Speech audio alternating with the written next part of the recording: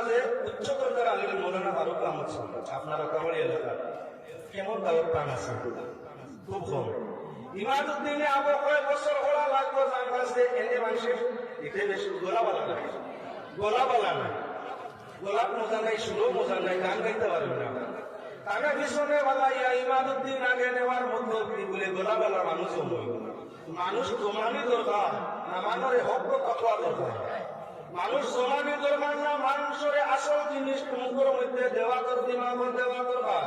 তাই এখন আসল দুইয়া মানুষ তখন লইয়া ব্যস্ত হয়েছে কোরআন হাদিস লইয়া মানুষের মত বাংলার ফেসবুক হোয়াটসঅ্যাপের আলোচনা শুনিয়া শুনিয়া গিয়া খোয়া আরম্ভ করছে, শুনিয়া শুনিয়া গিয়া তার মাঝে গিয়া এমনি খোয়া আরম্ভ করছে। যাওক আমি প্রসঙ্গ দেখলাম না, যেহেতু তফসিরুল কোরআন মাহফিল, তাই কোরআন শরীফের তফসিরের দিকে উপযুক্ত ব্যক্তি তফসির করাই হঠাৎ দ্বারা ফায়দা হইব। আমি নয়, আমার লাগার ব্যক্তি নয়, এটাকেও যদি মূর্তস্তরের ব্যক্তি পাওয়া যায় তফসিরের জন্য, গোলাবাই দিশাইও না, সুরে দিশাইও না, ছন্দবাই দিশাইও না, সস্তি উক্তি এবং আমার কি মতো মিঠা বাই দিশাইও না, তিনি সঠিক জায়গাটাই পাই রইলে আপনার ফায়দা মানুষ বেশি হইয়া থাকবো।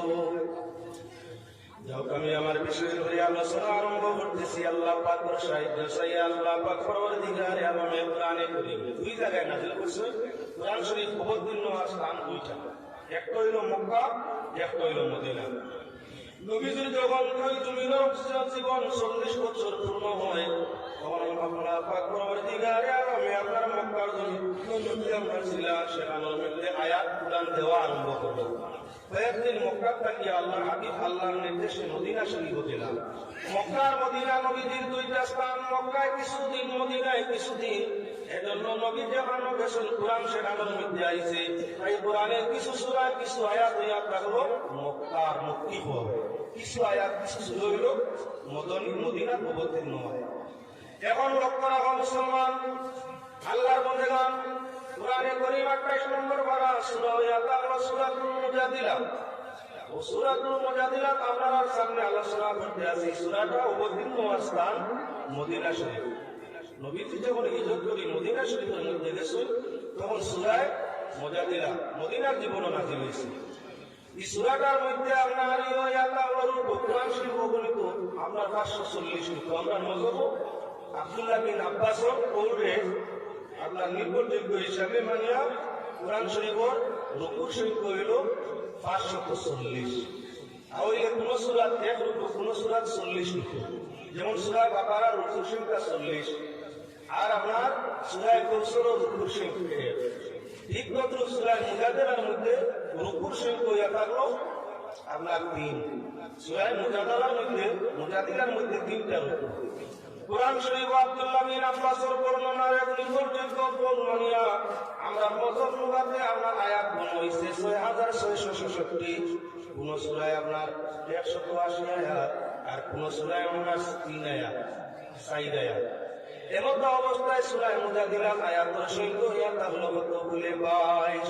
কোরআন শরীফ সূরা মুজাদিলার রুকুর সংখ্যা 3, আয়াতের সংখ্যা 22, তাহলে 70 সংখ্যা আছে। এমন কিতাব যেখানে রুকু কতটা, মঞ্জিল কতটা, আয়াত কতটা, শব্দ কতটা, অক্ষর কতটা, সব বিস্তারিত আপনার তাফসীরের মাঝে আছে।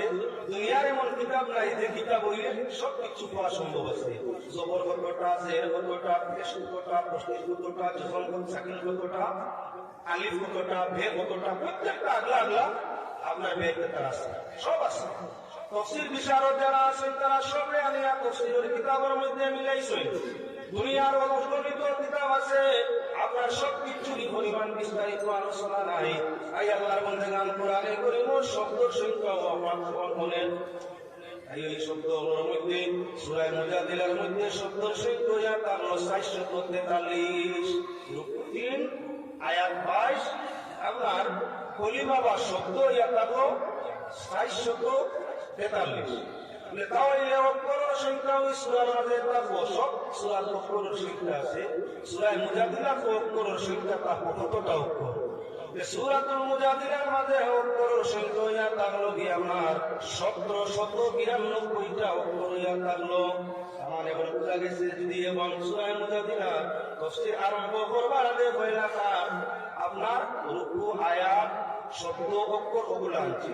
প্রথমে তো দেখো সূরা মুজাদিলা 28 নম্বর পারার প্রথম সূরা, তার মাঝে আর আপনার রুকুর সংখ্যা 3, আয়াতের সংখ্যা 22, শব্দর সংখ্যা 443, অক্ষরের সংখ্যা 1792। তাহলে আমরা খুঁজে নিলাম এখন অক্ষর কতটা, শব্দ কতটা, আয়াত কতটা, রুকু কতটা, বুঝা গেছে।